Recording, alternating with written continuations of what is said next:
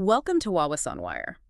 Today, we're talking about Tommy Nang's critique of the Ministry of Education's response to the recent campus assault case. This situation down in Melaka, it's just deeply troubling, isn't it? We're talking about a 15-year-old girl allegedly assaulted by senior students, and apparently right inside a classroom. I mean, the shock alone. People immediately wanted answers, accountability. Exactly. When something like this happens in a school, a place that's supposed to be safe, how the institution responds, well, that's absolutely critical. And almost straight away, the spotlight, the criticism, it all focused on that initial statement from the Ministry of Education. Particularly comments linked to the minister, Fadlina Sadek. Right.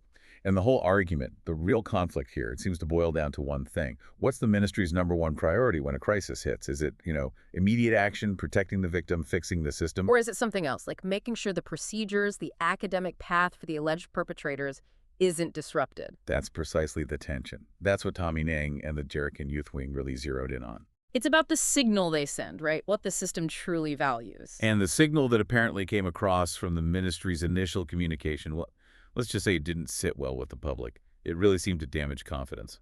Okay, let's get into the specific point that caused such an uproar.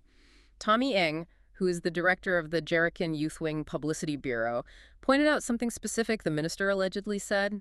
He highlighted that she supposedly emphasized that the involved students' exams would not be affected. You have to think about the timing of that. You've got this young student, this alleged victim of severe violence. In her own classroom. Exactly.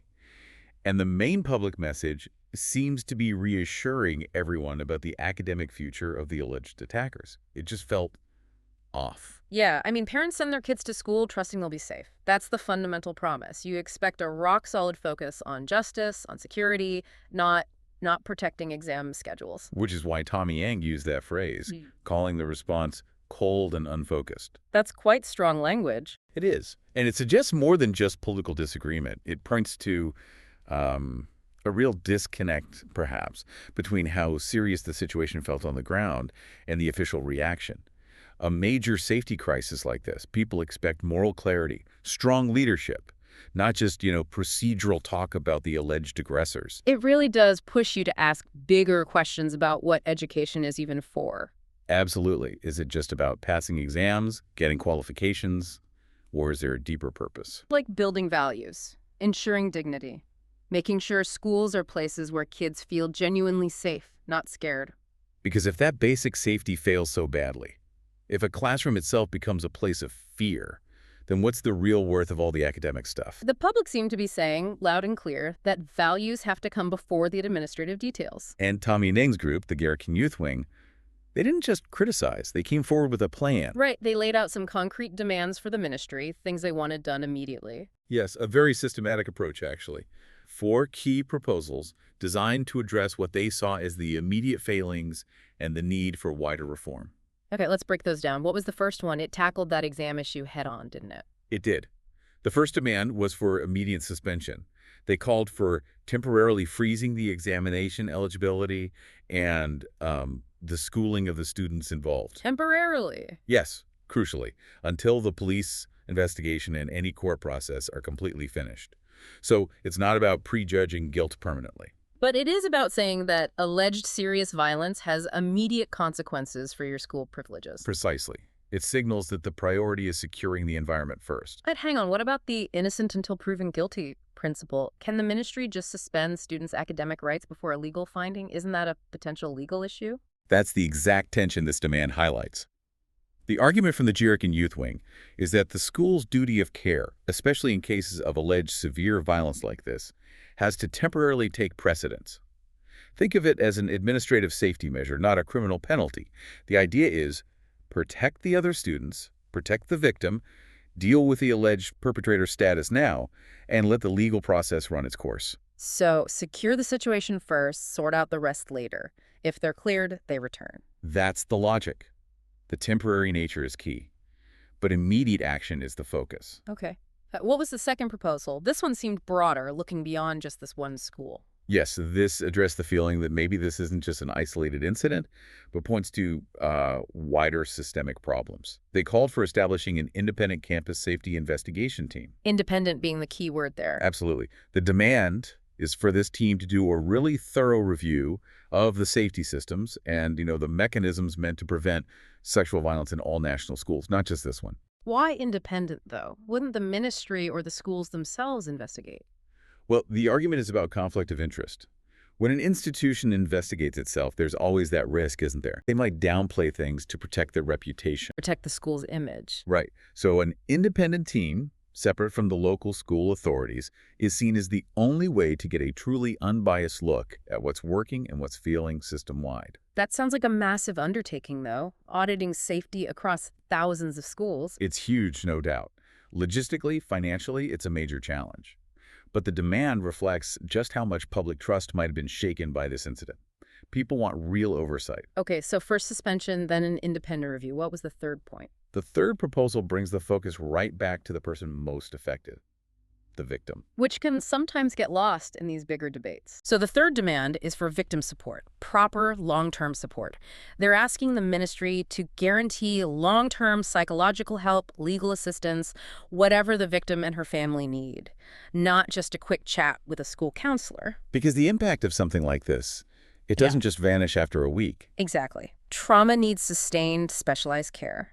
The demand is for a real commitment from the ministry, potentially involving significant budget allocation, maybe ringgit set aside specifically for this kind of long-term care access. So moving beyond just managing the immediate crisis to actually taking long-term responsibility for the well-being of the student affected. That's the idea, making it an act of institutional care. And the fourth demand, this one targeted the school itself, right? Yes, specifically the school administration, the people on the ground who manage these situations daily. The final call was for school accountability, full accountability. Meaning they must cooperate completely with the police. No excuses. And crucially, they must strictly prevent any attempt to hide what happened, to excuse it, or to suppress the facts. So addressing that fear that schools might try to sweep things under the rug? Precisely. It tackles that cynicism head on. The implication is that if the administration is found to have covered things up or obstructed the investigation, there have to be real consequences for them personally. Like losing their jobs, perhaps? Potentially. Without that kind of personal accountability at the school level, the worry is that the incentive might be to minimize problems rather than report them openly and honestly. So if you put all four demands together, suspension, independent review, victim support, school accountability, what's the bigger message here? I think Tommy Nang and the Gerakan Youth Wing are effectively telling the ministry, you need to make a fundamental shift. Your actions need to show, unequivocally, that safeguarding a student's life and dignity is your absolute top priority.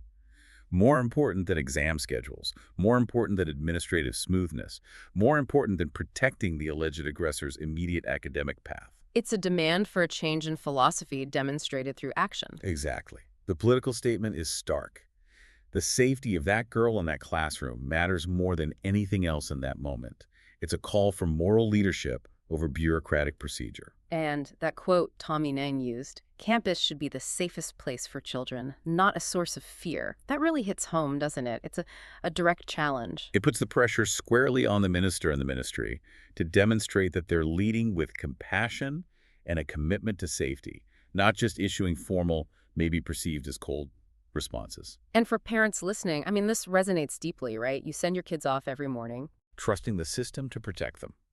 And when you see high-profile cases where the response feels inadequate or misdirected, it erodes that trust massively. You can pour millions of ringgit into buildings and resources, but if parents don't feel their children are fundamentally safe, that confidence is hard, maybe impossible to buy back. So it puts the ministry in a tough spot.